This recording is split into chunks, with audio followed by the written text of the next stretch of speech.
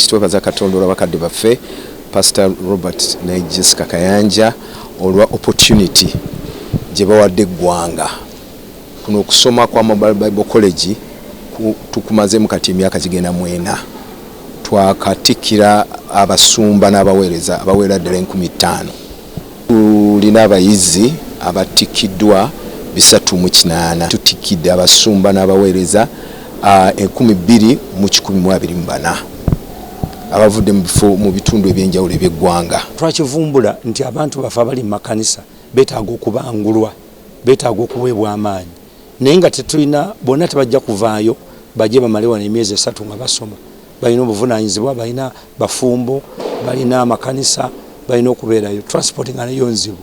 Kye twakola ne tugamba nti wange omanyi katukolewo Mobile Bible College. Essomero liri wano litambule ligende lisinkana abantu gye bali basobole okuyiga, basobole okumanya, basobole okubangulwa.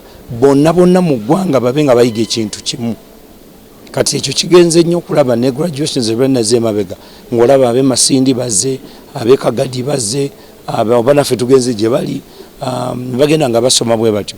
Kati kiyambye ekkanisa okubeera nga esobola okutuuka ku mutindo gwesobola okudiiringa n'ebizibu bye twanganga ennaku zino.